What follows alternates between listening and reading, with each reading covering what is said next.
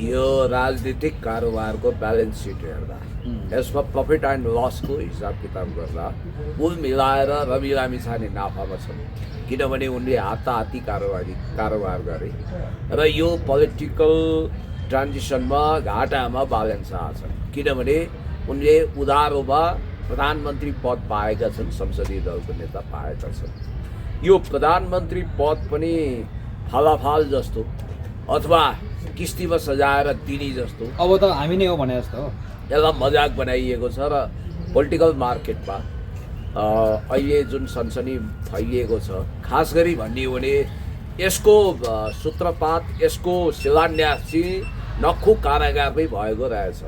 रवि लामिछाने त्यहाँ थुनिँदा आजभन्दा 2 महिना अगाडि नै बालन शाहसँग मिलेर जाने विषयको पटकथा लेखिएको रहेछ। उहाँहरू दुवैजना फिल्मी मिजाजको मान्छे, अब जेनजी मोमेन्टपछि चरम सङ्कटमा परेको पनि हो। अब यता कुलमानलाई यो हिसाब किताबमा यिनीहरूले तानेर ल्याएर कुलमानलाई किनारामै छोडेर, सम्भवतः तपाईँ र मैले डिबेट गरिरहेको बेला तपाईँहरूलाई म अनुरोध गर्छु, तपाईँहरूले कृपया अनलाइन खबर, नेपाल प्रेस, सेतो पार्टी वा रातो पार्टी पनि हेर्दै गर्नुहोला, किनभने कुलमान घिसिङसँग पनि उनीहरू सघन वार्तामा बसेको भन्ने कुरा आएको छ। कुलमानजीले मलाई भावी प्रधानमन्त्री नस्वीकार्ने, मलाई कद्दावर नेता नस्वीकार्ने, मलाई सभापति लेभलमा नलाने, यो हुनै सक्दैन भन्ने उनको जिद्दी छ र त्यही महत्त्वकाङ्क्षाको कारण कुलमान घिसिङलाई किनारामै छोडेर, किनभने बालन शाहले उधारो प्रधानमन्त्री 5 वर्षको लागि पाए, त्यसमा 2.5 वर्षको आफूलाई किस्ता मागे, कुलमान घिसिङले 2.5 वर्षको सेयर दिन उनी सहमत। उहाँहरूको सपनाको मल फलिसक्यो भनौँ न, सपनाको मल लाग्छ त्यस्तो। तर जनताले सर जसरी बालन शाहलाई रुचाइरहेका छन् नि, तर सत्यता त भित्र अर्कै होला नि होइन। प्रधानमन्त्री उहाँहरूले रासोपाका सभापति रवि लामिछानेले तपाईँ प्रधानमन्त्री भन्दाखेरि प्रधानमन्त्री बन्न सक्छ कि सक्दैन, के लाग्छ यहाँलाई? त्यो मिल्छ? अब यो हेर्नु न, प्रधानमन्त्री पद त्यति सस्तो छ, त्यति भ्यालु यसको गिरावट हो। हुन त पछिल्लो समय प्रधानमन्त्री पदको डिग्निटी निकै खस्किएको छ होइन, यसको क्वालिटिज खस्किएको छ। तर के मार्केटमा यो प्रधानमन्त्री भन्ने पद त्यति सस्तो हो? प्रधानमन्त्री भन्ने पद चाहिँ चोर बजारको कार जस्तो, सेकेन्ड ह्यान्ड कार जस्तो, बिक्रीमा राखिएको कार जस्तो भएको हो? मजाक गर्नुहुन्छ तपाईँहरू? प्रधानमन्त्री भने के एउटा खरदार सुब्बा जस्तो मात्रै हो? देशको executive head of the government, captain of the cabinet, मन्त्रीहरूको पनि सुपर मन्त्री हो प्रधानमन्त्री, जसलाई प्रिमियर पनि भनिन्छ, जसलाई प्राइम मिनिस्टर भनिन्छ। प्रधानमन्त्री हुन बालनमा के क्वालिटिजहरू रहेछ? उनले त्यो प्रधानमन्त्री प्राइम मिनिस्टर पद किन डिजर्भ गर्न सक्छन्? त्यसको डेफिनेसन के दिनुहुन्छ रविजी, के दिनुहुन्छ बालनजी? के बालनमा हामीले काठमाडौँमा उनले केही हजार घरहरूमा दखल गरे, डोजर चलाए, लाखौँ सुकुम्बासीलाई खेदे, गरिबहरूलाई खेदे, त्यसकारण देशव्यापी उनले करोडौँलाई सताउन्। प्रधानमन्त्री डिजर्भ गर्दैन त्यसो भए? म भन्दैछु, काठमाडौँमा जस्तै देशैव्यापी काठमाडौँमा हजारौँ घरलाई असर गरे, देशभरि लाखौँ घरमाथि डोजर चलाउन् भनेर हामीले उनलाई प्रधानमन्त्री दियौँ। अनि बालनलाई हामीले फेरि सिंहदरबार जलाउँछु भन्ने स्क्रिप्ट लेखेँ, अब देशका ठाउँका संरचना म जलाउँछु भन्ने म्यान्डेट दिनको लागि हामीले उनलाई प्रधानमन्त्री पद दिने। अनि बालनलाई देशभरिका सीमान्तकृत गरिब, बेघरबार, सुकुम्बासीहरूलाई गुटुटु खेलेर उनीहरूलाई पिनाजै पेल भनेर प्रधानमन्त्री दिने। उनको अरू क्वालिटिज के छ? उनीसँग प्रशासनिक दक्षता के छ? काठमाडौँ मेट्रोपोलिटन सिटीको मेयरको हिसाबले उनी त्यति सफल मेयर होइनन् जतिकि रेणु दाहालहरू अथवा योभन्दा अगाडि वासुदेव घिमिरेजीहरू हुनुहुन्थ्यो। त्यसकारण मेयरको रूपमा पनि एक्सिडेन्ट नभएका, ठिकै खालका मेयर मानिएका र जेनजी मोमेन्टको क्रममा धेरै शङ्कास्पद पोजिसनमा देखिएका, आरोप पनि लागेका हो, आरोप लागेको र खास गरी लुसिफरवादी प्रवृत्ति, ब्ल्याक इनर्जीमा तब्दिल भएको आरोप लागेका बालन शाहलाई अहिले रवि लामिछानेले एउटा मजाकमा प्रधानमन्त्री उपहार दिनुभयो। अब त्यो प्रधानमन्त्री फेसबुकमा शपथ गरिसके उनले। अब भोलि मैदानमा जमानत जफत हुन्छ भनेर त मैले भन्दिनँ। अब यहाँनिर एउटा कुरा के छ भने, तपाईँ प्रधानमन्त्री, म प्रधानमन्त्री हुनु छ भने मैले प्रत्यक्षतर्फ चुनाव पनि जित्नु पर्छ कि पर्दैन? अवश्य पर्छ। प्रतिनिधि सभाको सदस्य नभइकन त प्रधानमन्त्री हुन योग्य हुँदैन। अनि मैले प्रतिनिधि सभामा चुनाव जित्ने ठाउँ मेरो कहाँ हो? कुन क्षेत्र हो बालनजीको? अहिले अनुमान गरिया छ रे कोहीले भन्छन् काठमाडौँ क्षेत्र नम्बर 2 जहाँ उनी बसोबास गर्छन्, कसैले भन्छन् सेफ जोनको रूपमा उनी काठमाडौँ क्षेत्र नम्बर 4 मा जाँदैछन्, कसैले भन्छन् रासपाकै सूत्रले दाबी गर्छ ओहो त्यो होइन नि उनको जन्मस्थान मधेस हो, उनको पितृभूमि, उनको बुवाको भूमि त्यही हो, भर्खरै बुवा स्वर्गवासी हुनुभएको छ, त्यो सेन्टिमेन्ट लिएर महोत्तरी गएर जितेर आउँछन्। अनि कोहीले भन्छन् ओहो अब यहाँनिर बालेनको भावना भड्काएर हुनसक्छ उनको मूर्खता। कतै सर रासोपाले बालेनलाई सिद्धाउनको लागि त यो गरिरहेको छैन कि के छ त्यस्तो लाग्छ कतै? यही बेनिफिट अफ डाउट हामीले लिएका। अब रासोपाको गणेश कार्कीजीले त अझ के भन्नुभयो भने मैले हिजो पनि इन्टरभ्यूहरूमा यो सङ्केत गरेका थिएँ, अरे बालेनजी हाम्रो भावी प्रधानमन्त्रीजी, हाम्रो भावी संसदीय दलको नेताजी, चुनाव जित्नु नै छ भने भावी प्रधानमन्त्रीले उप प्रधानमन्त्रीलाई हराउनु पर्यो कि केपी शर्मा ओलीज्यूलाई हराउन तपाईँ झापा जाने हो भनेर भड्काइदिए। उहाँको महत्त्वकांक्षा त्यो पनि चर्चाको विषय बन्यो। तर उनीहरू भलिभाति यो पनि जान्दछन् कि केपी शर्मा ओलीजीसँग भेट्न जाने नाउँमा उहाँले जानेर नजानेर हर्क साम्पाङको आधार इलाकामा घुस्दै हुनुहुन्छ। हर्क साम्पाङज्यूको आधार इलाकामा घुस्नुको कति मूल्य चुकाउनुपर्छ, कति मिटर ब्याजमा मूल्य चुकाउनुपर्छ भन्ने कुरो त बालेन शाहले हिसाब किताब लगाएका छैनन् होला। बालेन शाह पूर्व जाँदा स्पेसली झापा जाँदा यदि हर्क साम्पाङले मेरो आधार इलाकाभित्र मलाई चुनौती दिन केपी शर्मा ओलीज्यूको ढाडमा टेकेर मेरो टाउकोमा घन हान्नको लागि यो मान्छे आएको हो भन्ने लाग्यो भने राष्ट्रियताको मामिलामा त बालेन शाह भन्दा केपी ओली अलिकति फार बेटर भनेर हर्क साम्पाङले हिसाब किताब गरिदिनु हो भने म यति मात्रै भन्छु, तपाईँहरू सब सङ्केत बुझ्न सिपालु हुनुहुन्छ। बालेन शाहले चुनावपछि कान पकडेर मुख देखाउन लायक नभइसकेपछि भन्नेछन् बाबा की दुवाई चुनाव मेरो बसको विषय होइन, अब म कहिल्यै चुनाव लड्दिनँ भनेर कान समाएर उद्घोष गर्छन् र रवि लामिछानेलाई इतिहासकै सबभन्दा ठुलो गद्दार र विश्वासघाती घोषणा यिनैले गर्छन्। यो लेखेर राख्नुहोस्। मैले किन यो भनिरहेको छु भने रवि लामिछाने त्यति बेवकुफ छैनन्, उनी ज्यादै चलाक भएर कहिलेकाहीँ चाहिँ परिणाम उनको सोचाइभन्दा विपरीत पनि आउन सक्छ। तर रवि लामिछाने छोटो समयको नेपालको माहिर राजनीतिक खेलाडी भइसकेका छन्। उनी कुनै सैद्धान्तिक मान्छे, कुनै एकदम विचारका मान्छे, असल मान्छे, एकदमै दुधले धोएको भनेको होइन। यो फोहोरी संसदीय खेलको उनी पनि एउटा महारत हासिल गरेका खेलाडी साबित भइसकेका छन्। बालेन यो अखडामा भर्खरै आएका छन् र बालेनले जहाँ उठे पनि उसको लागि सेफ जोन छैन। भनेपछि रवि लामिछाने र बालेन शाहको यो मिलनले पनि राजनीतिक सिनारियो जस्तो अहिले देखिरहेको छ त्योभन्दा फरक हुँदैन, युवाहरूले जति मन पराएका छन् युवाहरूलाई निराश बनाउँछ नि त। अब यस्तो यो चाउरे पिरतीको परिणाम के होला? दुवै कतिपयले के भन्न थाले भने यो घिउ बेचुवा र तरबार बेचुवाहरूको अपवित्र मिलन, दुवैजना पश्चिमाको शक्तिबाट चलेका छन् है भन्ने आरोप पनि लाउँछन्। शक्ति केन्द्रले जसरी भूपी शेरचनको कवितामा छ नि क्यारम बोर्डका गोटीहरू आफै मिल्न सक्दैनन्, कसैले मिलाइदिनुपर्छ भने जस्तै राष्ट्रिय अन्तर्राष्ट्रिय शक्ति केन्द्र खास गरी राइटिस्ट शक्ति केन्द्रले उनीहरूलाई सुपर ग्लू लगाएर गाँसेको भन्ने आशंका छ। तपाईँलाई एउटा कुरो गरिदिइहालौँ कि पश्चिमाको लागि अथवा इन्डो वेस्ट युरो अमेरिकन सेन्टरको लागि त रवि लामिछाने जति कम्फर्ट जोनमा छन् बालेन शाह पनि त्यत्तिकै सेफ जोनमा होला। तर एउटा कुरा तपाईँ ख्याल गर्नुहोला, रवि लामिछाने जस्तो महाचतुर मान्छेले मुटुमाथि ढुङ्गा राखेर भने पनि बालेन शाहलाई प्रधानमन्त्री स्वीकार्न तयार भएको हो कि मनमनै हड्डी हाँस्ने गरी हाँसेर मैले अब बेवकुफ बनाएँ भन्ने हिसाबले अब नजित्ने चुनावमा जित्छ भन्दै ढोल पिटेर चुनाव अब नानी पाउनु कहिले कोक्रो पुन्नु अहिले भने जस्तो चुनाव जितेकै छैन संसदीय दलको नेता बाउन्स चेक जसरी उधारोमा सुम्पिएर रासोपाले प्रधानमन्त्री बनाइदिसकेर उनलाई थाङ्नामा सुताउन खोजेको हुनसक्छ।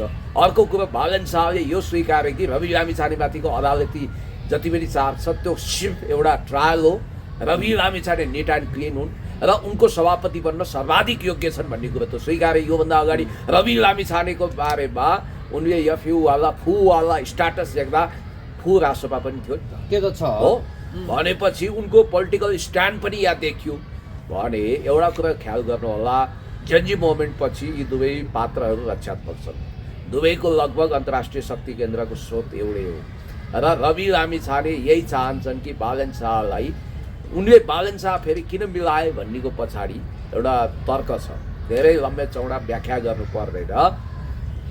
बालन शाहको वरिपरि भएको जेन्जी भोट र युथ भोटलाई भोट ब्याङ्कलाई उनी कब्जा गर्न चाहन्छन्। केही लाख होला, केही सङ्ख्यामा कस्तो होला, चतुर देखियो रवि। हो त्यो स्ट्राटेजीमा उनी छन्। बालन शाहको वरिपरि घुम्ने युवाहरूको मत आफ्नो ढोक्सामा आफ्नो बाक्सामा पार्न चाहन्छन्।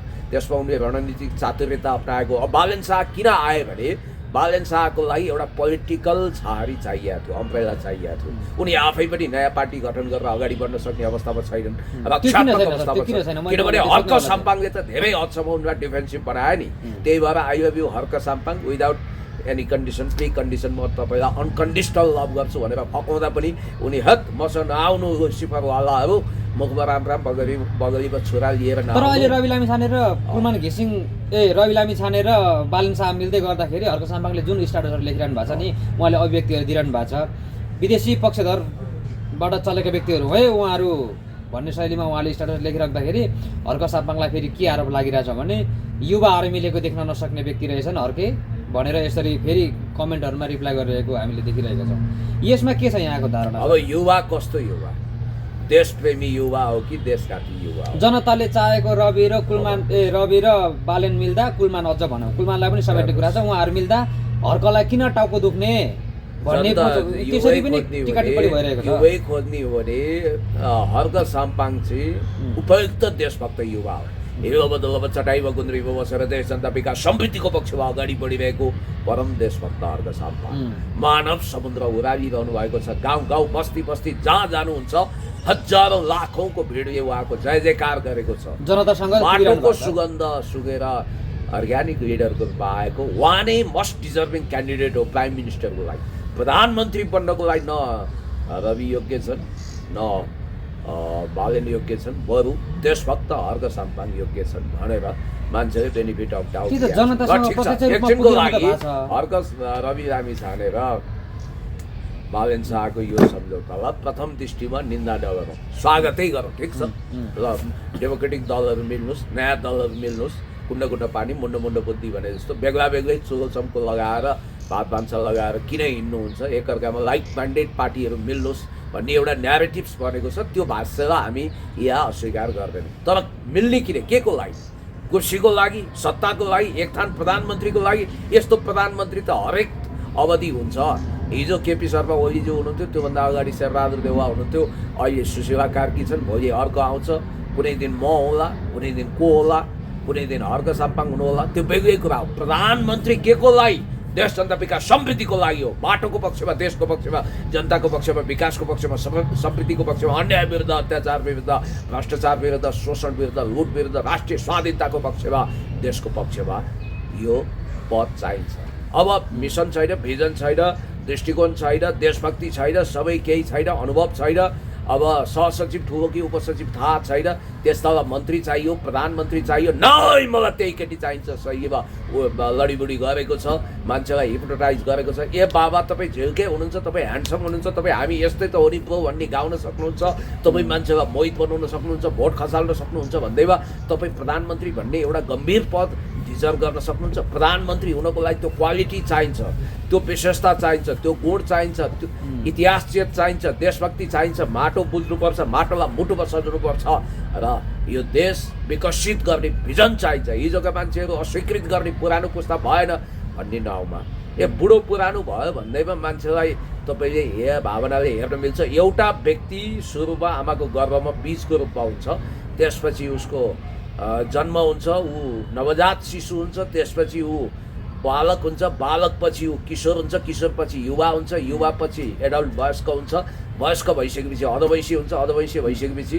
यदि नमरी बाँचे कालैले साँचे बुढो हुन्छ। बुढो त जो पनि हुनुपर्छ। बुढो भन्दैमा तपाईँको घरको सबभन्दा वृद्ध हजुरबा, तपाईँको बुवा पूजनीय हुनुहुन्छ, ढोगनीय हुनुहुन्छ, आमा स्तुत्य हुनुहुन्छ, पूजनीय हुनुहुन्छ, ढोगनीय हुनुहुन्छ। त्यसकारण ओल्ड इज गोल्ड पनि त भनिन्छ। मनमोहन अधिकारी जो 76 वर्षको उमेरमा नेपालको प्राइम मिनिस्टर हुनुभयो, इतिहासकै सर्वप्रिय प्रधानमन्त्री मध्ये एक किन हुनुभयो भन्दा उहाँसँग इतिहास बोक्थ्यो। त्यसकारणले गर्दाखेरि युवा युवा युवा भन्ने भाष्य सृजना गर्ने नाममा युवा कस्तो? भ्लादिमिर जेलेन्स्की पनि युवै हो, याद गर्नु होला होइन। त्यस कारणले देशी विदेशी प्रतिक्रियावादी षड्यन्त्रकारीहरूको हातमा खेलेका मान्छेहरू युवा भनेर अनुमोदित हुन सक्दैनन् र जनताबाट अनुमोदन नभइकन संसदीय दलको नेता हुन सक्दैन। उसले पहिला त चुनाव जित्नुपर्छ, उसको इलेक्सन कन्स्टिट्युएन्सी स्योर हुनुपर्छ। अब रवि लामिछानेले के गरिदिने वाला छन् यहाँ भन्नु? बालेनलाई सबभन्दा कमजोर ठाउँ जहाँ बालेन हार्न सक्छन् त्यहाँ उनको महत्त्वाकांक्षा भड्काएर उठाइदिन सक्छन्। सम्भव छ सबैभन्दा बढी उनलाई उनको मूर्खताको दोहन गरेर उनलाई झापा पठाइन सक्छ। यो भनेर कि तपाईँ भविष्यको प्रधानमन्त्री हो, जब तपाईँ म प्रधानमन्त्री हुँ भन्ने भावना दिलमा सजाउनुहुन्छ भने वाइ नट तपाईँले भावी प्रधानमन्त्रीको रूपमा भूतपूर्व प्रधानमन्त्रीलाई किन नहराउने भन्दै उनलाई झ्यालकुटी पारेर त्यहाँ लान्छ। त यो जानेकै बुझेकै कुरा हो। हर्क साम्पाङको आधार इलाकामा शेरको ठाउँमा म सवा शेर भनेर घुस्यो भने त्यसको परिणाम के हुन्छ? होइन, हर्क साम्पाङ र बालेनको त्यो एउटा क्षेत्रमा बालेन पनि त्यो ठाउँमा गएर झापाबाट चुनाव लड्नुभयो भने त्यो क्षेत्रमा हर्क र बालेन सँगै भयो भने के होला परिणाम? अरे हर्कसँग त च्याउनै पर्दैन नि। हर्क साम्पाङज्यूसँग त लड्ने उनले हिम्मत गर्दैनन्। मैले भने अलिकति तपाईँले बुझ्नु होला, हर्क साम्पाङज्यू पनि सुनसरी आफ्नो धरान क्षेत्र छोडेर टुरिस्ट भएर उहाँ यता आउनुहुन्न, गुटुटु कुद्दै झापा आउनुहुन्न। यो कुरा निश्चित छ। कसैलाई हराउन होइन, उहाँ आफू चित्त उठ्ने हो नि त। बालेन शाहको त रियाक्सनरी पोलिटिक्स हो, कसैलाई हराउनको निम्ति प्रतिक्रियात्मक रूपमा उहाँ उठ्दै हुनुहुन्छ। आफू जित्न उठ्ने हो बाबा। त्यस कारण त्यही त सर, यो हर्कलाई हराउनको लागि, हर्कलाई पछि पार्नको लागि रवि र बालेन मिलेको भन्ने कुराहरु पनि छ। यो सत्य लाग्छ यहाँलाई? सुन्नु, बालेन पूर्व जानुको अर्थ भनेकै बालेनको मनमा केपी शर्मा ओलीज्यूलाई हराएर म प्रधानमन्त्री भन्छु भन्ने इगो भन्दा ज्यादा केही देखिँदैन। हेर्नुहोस् हर्क साम्पाङजी, तपाईँले मलाई धुत्कारेको होइन। तपाईँको आधार इलाकामा, तपाईँको एरियामा म घुस्छु र तपाईँको एरियामा झन्डा गाड्छु, त्यो पनि विजयको भन्न खोजेको हो। याद गर्नु होला, त्यो सम्भव छ। त्यो झन्डा गाडिने असम्भव छ। किनभने हर्क साम्पाङज्यूको आधार इलाका पूर्वमा गएर बालेन शाहले जितको नतिजा निकाल्नु र बिरबलको खिचडी पाक्नु, खिर्राको बोटमा जाइफल फल्नु एकै हो। नास्पातीको बोटमा सुन्तला फल्दैन। बालेनले पूर्वमा गएर जित हासिल गर्न सक्दैनन्। यो कुरा ढुक्क भयो हुन्छ। अब बालेन शाहलाई काठमाडौँको कुरा गर्नु ल। अब कसैले भन्दा तपाईँ अहिले जहाँ बस्नु भएको छ थाहा थलो भएको काठमाडौँ क्षेत्र नम्बर 2 मा उठ्नुहोस्। याद गर्नु होला, विगतमा बालेन शाहलाई महानगरपालिकाको मेयर काठमाडौँवासीले किन पत्याए थाहा छ? एक त केशव स्थापित धेरैचोटि मेयर भएको, अलिक हाउडे स्वभावको, विकास गरे पनि हाउडे स्वभावको हुनाले र अब यो मधेसी स्वदेशी भनेर बढी बालेनलाई अट्याक गरेको हुनाले यहाँको पब्लिकहरू रियाक्टेड भएर लु खाता तँलाई खालि तँलाई मेयर चाहिने भनेर उनीहरूले केशव स्थापितको रिसले अथवा सृजनाको रिसले गएर उसलाई हालिदिए बालेन शाहलाई। नम्बर 1। दोस्रो, यसो हेऱ्यो इन्जिनियर भन्छ, केटो ठिकै छ। अब फेरि कतिले त अब ठकुरी शाह बाबु साहेब पनि भने यहाँ, अनि यतिको राम्रो ऱ्याप पनि गाएको रहेछ, हेरौँ न त हेरौँ एकचोटि भनेर हाल्यो।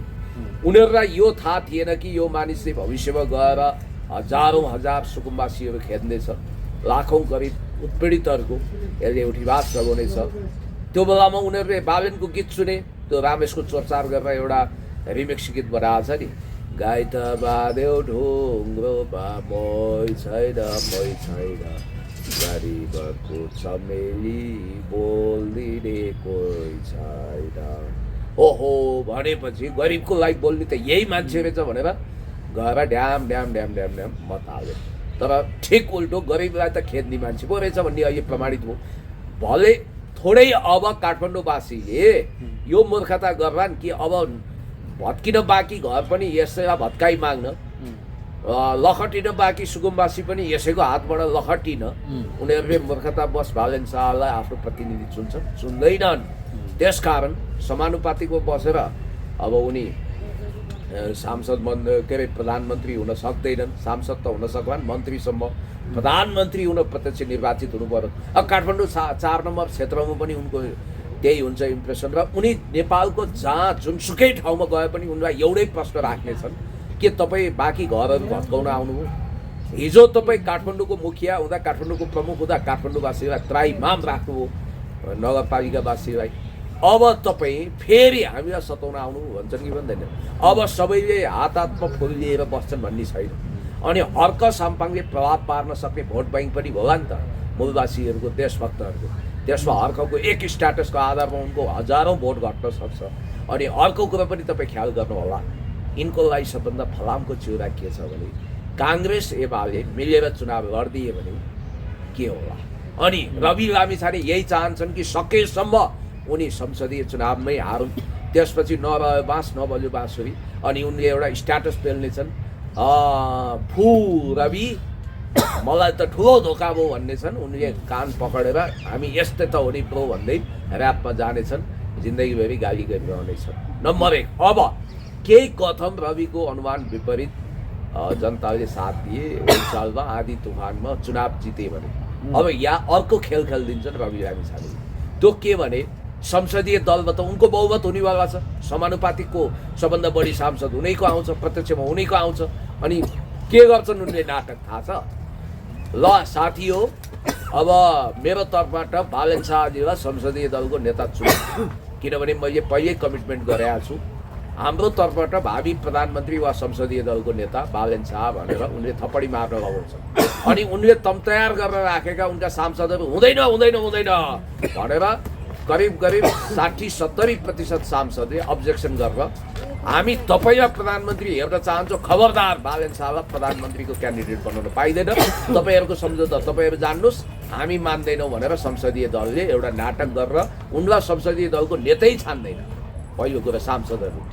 अनि त्यसपछि किन नेता छान्दैन भने नेता छानेपछि त एक त चुनावै जित्न मुस्किल छ, दोस्रो जित्यो भने पनि संसदीय दलको नेता त मरिगै छान्दैन।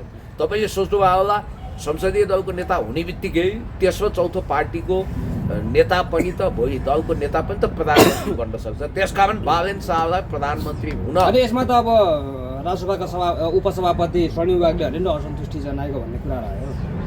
होला होला मलाई जहाँसम्म लाग्छ यसमा रविको ठुलो ट्रेक छ।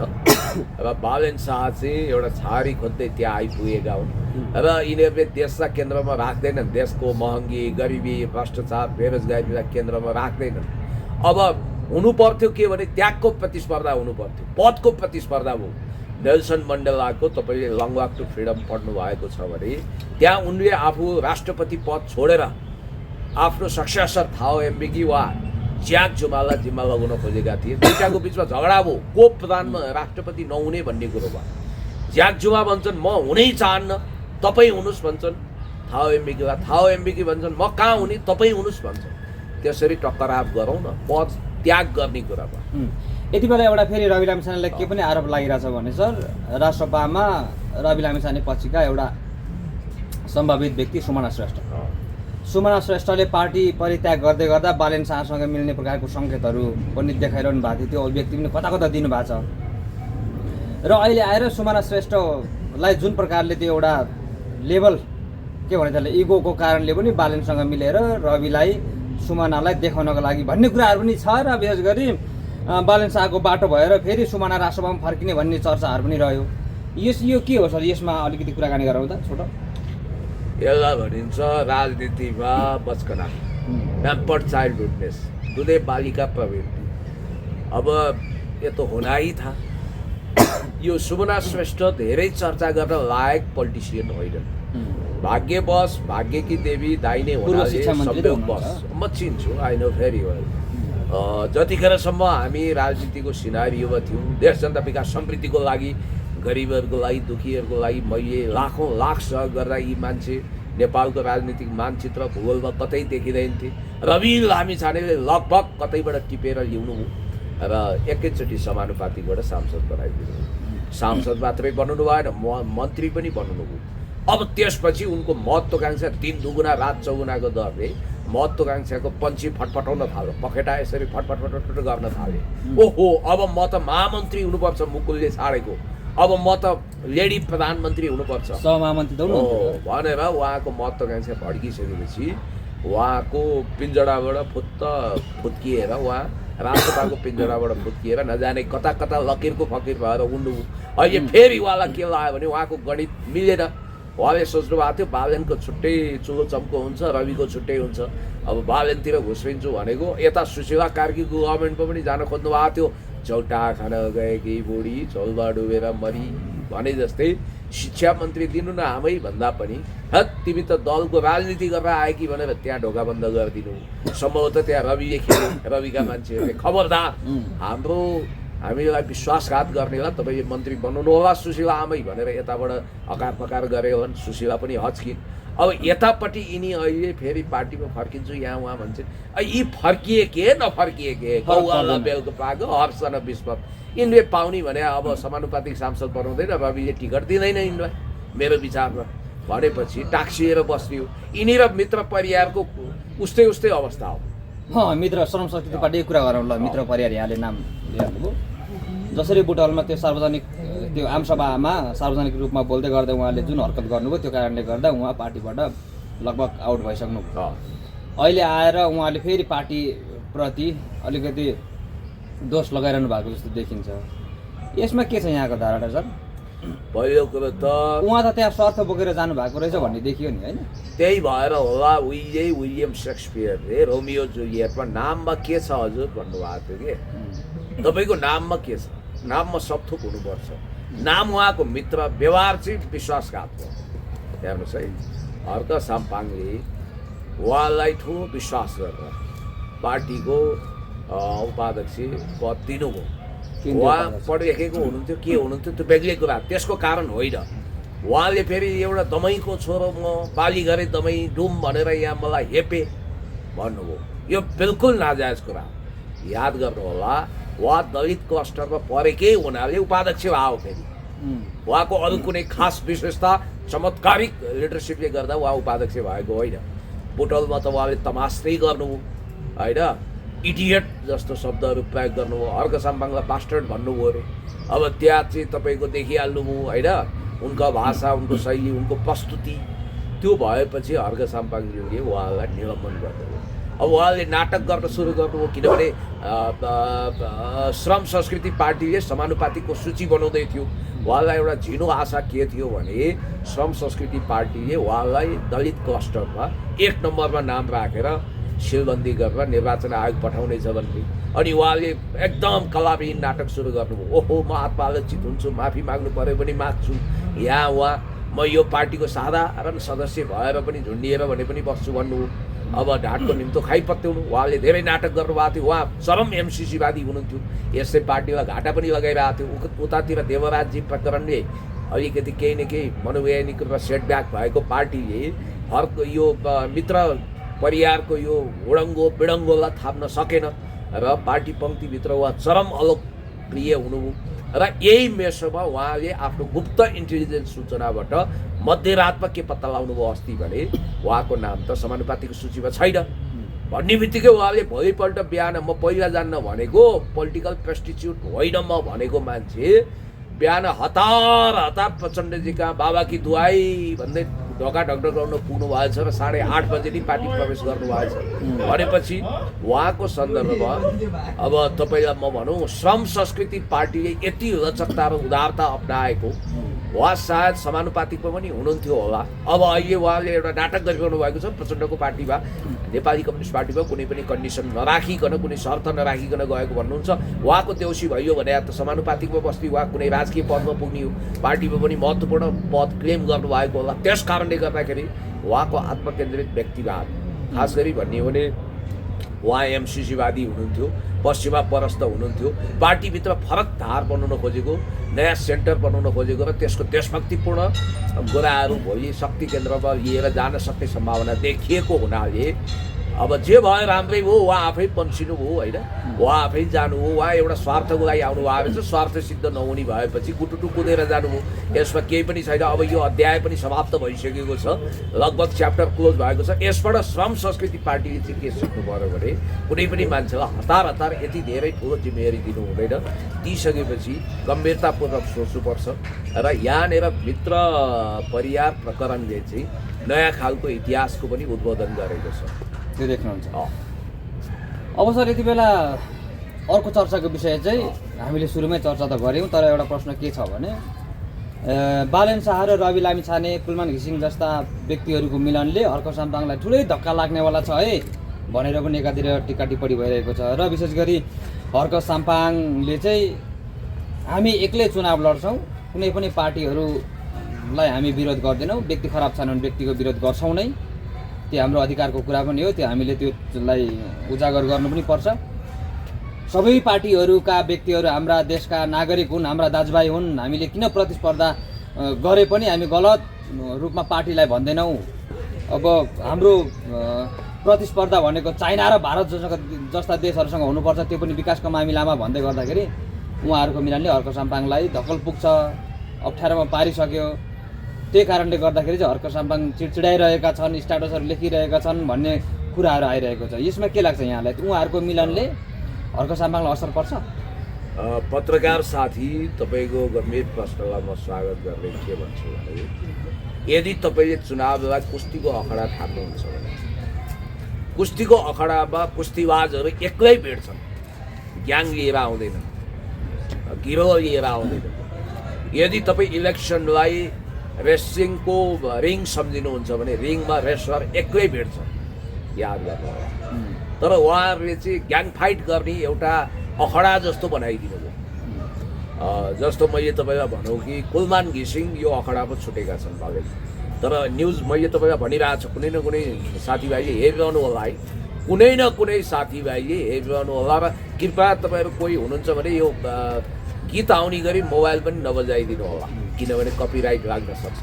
र तपाईँहरूले नेपाल प्रेस, अनलाइन खबर, सेतो पार्टी रातो पार्टीहरू होइन, केही समय अगाडि उहाँले अभिव्यक्ति दिइसक्नु भएको छ, कुलमान घिसिङले के भन्नुभएको छ भने सम्मान र स्वाभिमान नमेटाइकन सबैसँग सहकार्य गर्न तयार छौँ भनेर भनिसक्नु भनेको। अब आज अन्तिम मिति हो निर्वाचन आयोगमा संयुक्त रूपमा समानुपातिको लिस्ट बुझाउने, आज 14 गते होइन, भोलिबाट पाइँदैन। अब हुनसक्छ अलिकति एक दिन समय सीमा थप्छ कि भन्ने पनि छ, तर नथप्ला।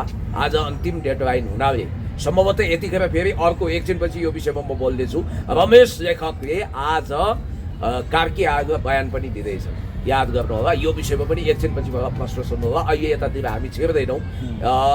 म के भन्छु भने कुलमान घिसिङको लागि अब यो अन्तिम अवसर चुक्दैछ उहाँलाई। ठ्याक्कै यहाँलाई मैले यो एउटा समाचार आएको कारणले भने नेपाल प्रेसमा एकतामा रविले भाँजो हालेको भन्दै भड्किए कुलमान, एक्लै सूचीबद्ध कति मिनट अगाडि 11 मिनट ल यही आधिकारिक होला।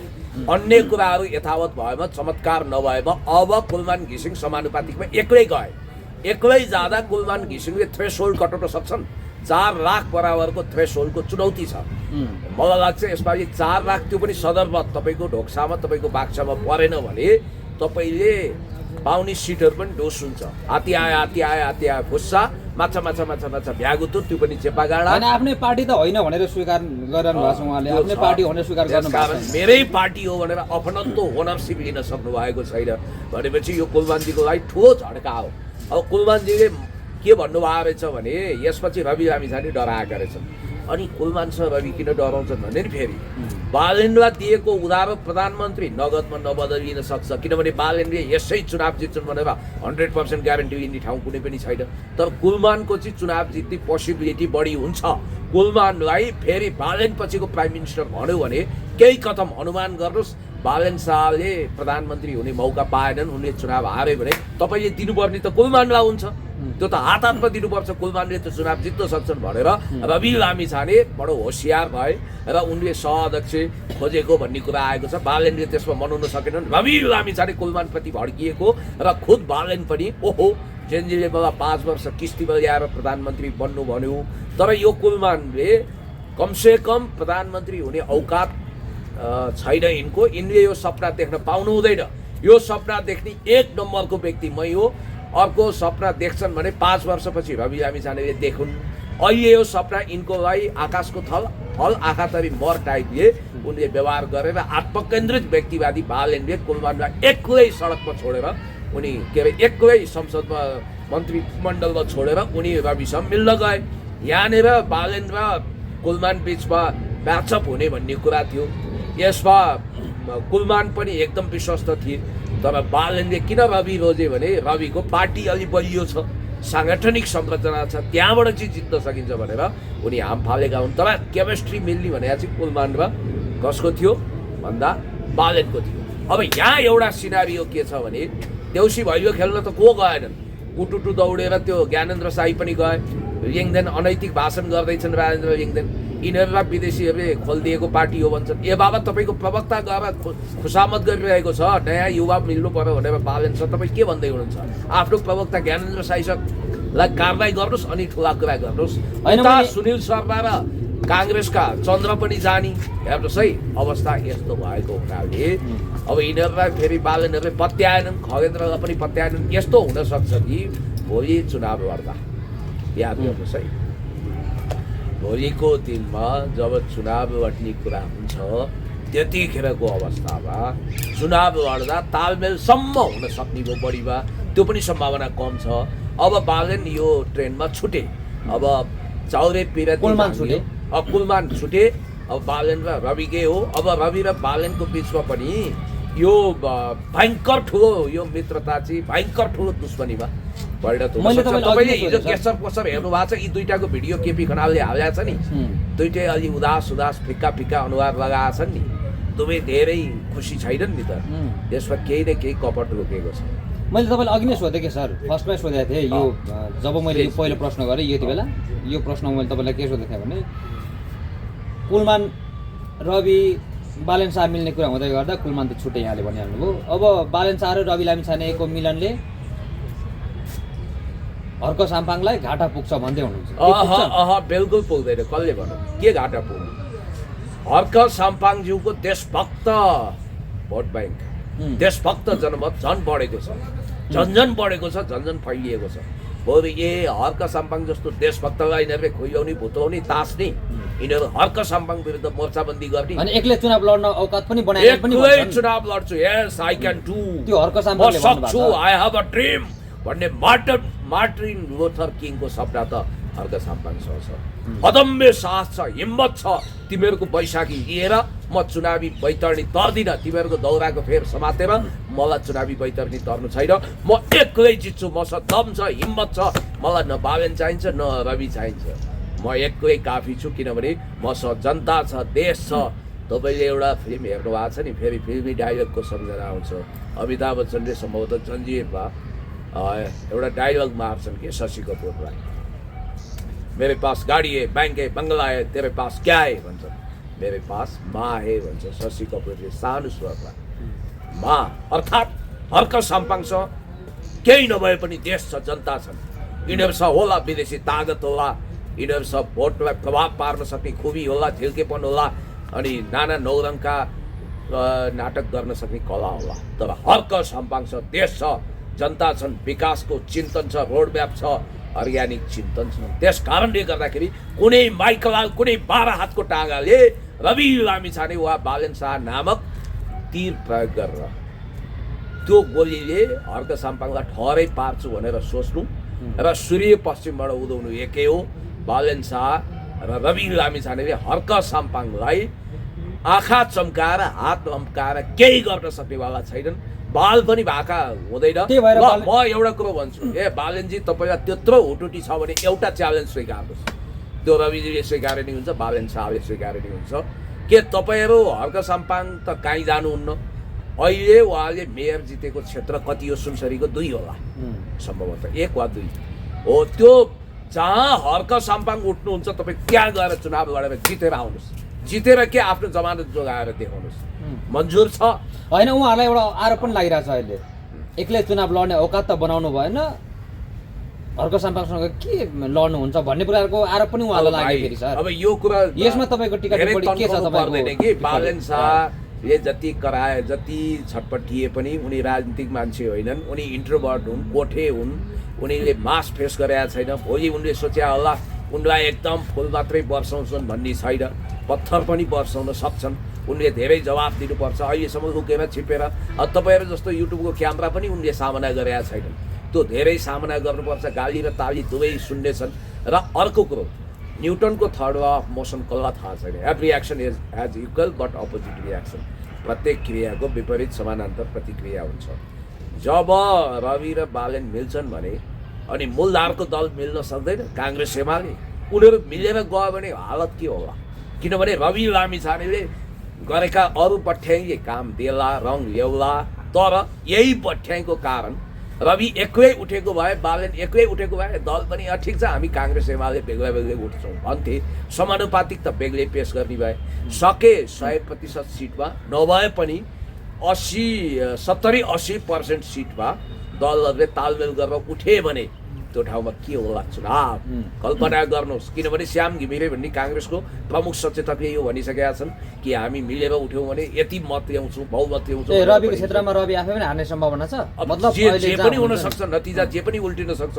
जनताको बिचमा तपाईँले टेकन फर ग्रान्टेड टाइपको कुरा गरेर हुँदैन।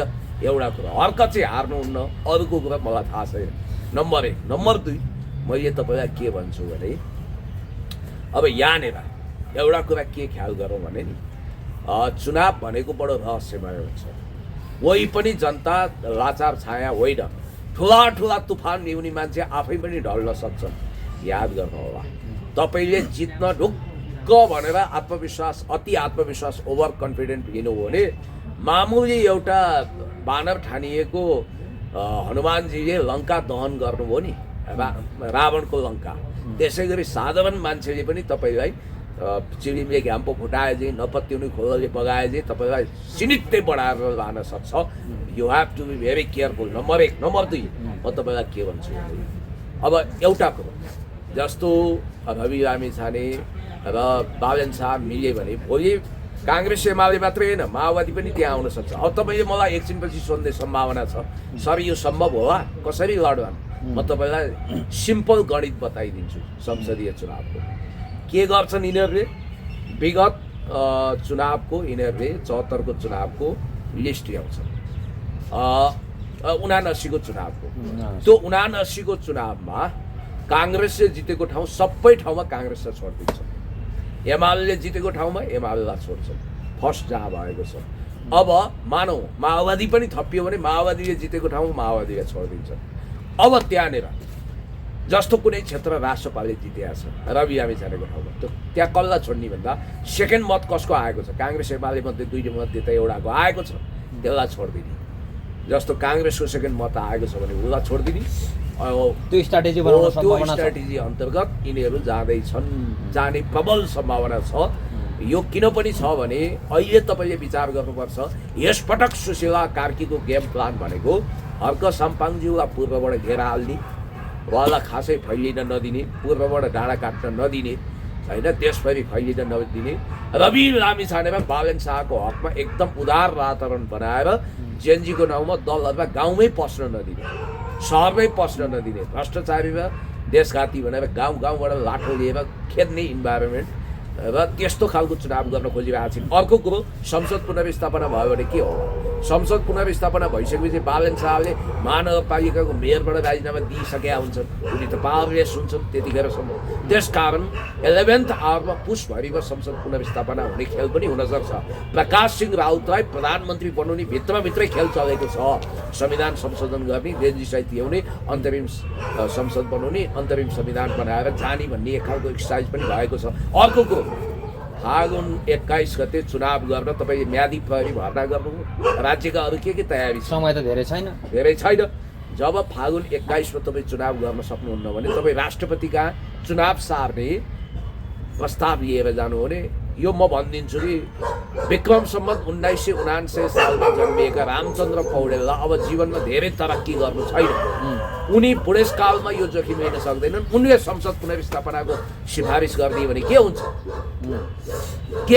लडाइँ हुँदैन, तनाव हुँदैन? हो, विदेशी शक्ति केन्द्र कतै यही चाहन्छ कि संसद पुनर्स्थापना या चुनाव सार्ने प्रस्तावबाट भड्किएका रामचन्द्र पौडेलले संसद पुनर्स्थापना गरिदिए कि अदालत कि रामचन्द्र राष्ट्रपतिबाट भने त्यो बेलामा 58 साल नदोहोरिएला भनेर कसैले ग्यारेन्टी लिन सक्दैनन्।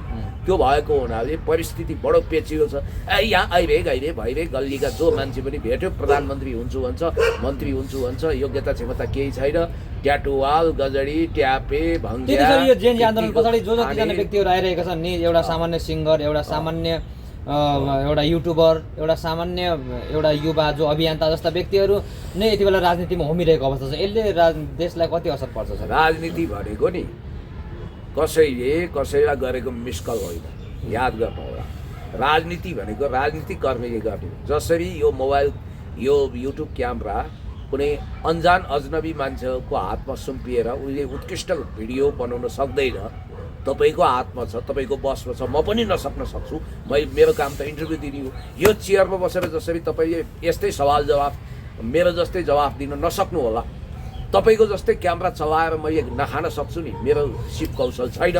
त्यसकारण अमिताभ बच्चन जस्तो भारतवर्षको सबभन्दा उत्कृष्ट सेलिब्रिटी राजनीतिमा आउनुभयो। बफोर्स काण्ड लगाएर सिद्धिएपछि हेमावती नन्दन बहुगुणा भन्ने भावी प्रधानमन्त्रीलाई हराएर उहाँले अत्याधिक मतका साथ इलाहाबादमा चुनाव जित्नुभयो। अन्तिममा के कन्फेसन्स गर्नुभयो थाहा छ?